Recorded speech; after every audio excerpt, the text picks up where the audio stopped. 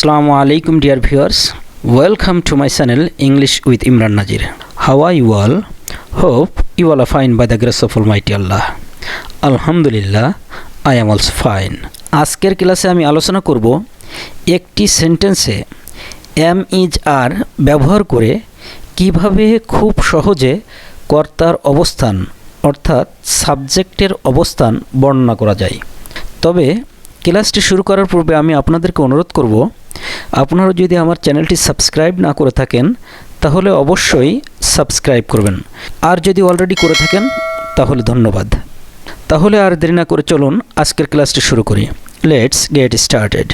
বর্তমানকালে কর্তার নিজে থাকা বোঝালে অর্থাৎ বর্তমানকালে কর্তার অবস্থান বর্ণনা করতে কর্তা অনুযায়ী কর্তার পরে am is are বসবে এবং এ ধরনের সেন্টেন্সের স্ট্রাকচার হবে সাবজেক্ট প্লাস am অথবা ইজ অথবা আর প্লাস এক্সটেনশন।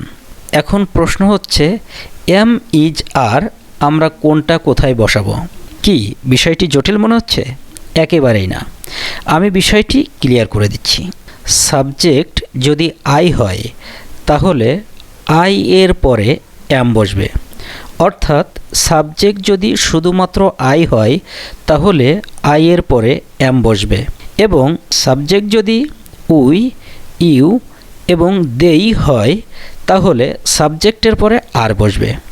এবং হি শি ইট রাতুল, এখানে রাতুল বলতে যে কোনো ব্যক্তি বা বস্তুর নাম হতে পারে। সাবজেক্ট হিসেবে যদি এদের কোনো একটি বসে তাহলে সাবজেক্টের পরে ইজ বসবে। কি বিষয়টি কি এখন ক্লিয়ার হয়েছে?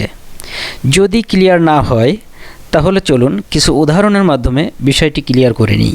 Let's have a look. আমি এখন অফিসে আছি, আই অ্যাম অ্যাট অফিস নাও। এখানে সাবজেক্ট হচ্ছে আই, যার কারণে সাবজেক্টের পরে am হয়েছে। এখন আমি যদি অফিসের কথা বাদ দিয়ে যদি বলি আমি এখন বাড়িতে আছি, তাহলে অফিসের স্থলে হোম শব্দটি বসিয়ে দিলেই সেন্টেন্সটি ঠিক হয়ে যাবে। তাহলে সেন্টেন্সটি হবে I am at home now, I am at home now. এখন আমরা সাবজেক্ট আই এর পরিবর্তে অন্য কোনো সাবজেক্ট দিয়ে বাক্য তৈরি করব। আমরা এখন স্কুলে আছি, we are at school now. তুমি বাজারে আছো, you are in the market, you are in the market. তারা মাঠে আছে, they are in the field. সে ঢাকাতে আছে, he is in Dhaka. Karim আমার অফিসে আছে, করিম আমার অফিসে আছে। Karim is in my office. আমি মনে করি আপনারা এখন am is are ব্যবহার করে খুব সহজে কে কোথায় আছে অর্থাৎ কে কোথায় অবস্থান করছে সেটা বর্ণনা করতে পারবেন। তাহলে আমি আজ ক্লাসটি আর বেশি দীর্ঘায়িত করছি না। আমি আবারও আপনাদেরকে ইংলিশ উইথ ইমরান নাজির চ্যানেলের পক্ষ থেকে প্রীতি ও শুভেচ্ছা জানিয়ে আজকের ক্লাসটি এখানেই শেষ করছি। আল্লাহ হাফেজ।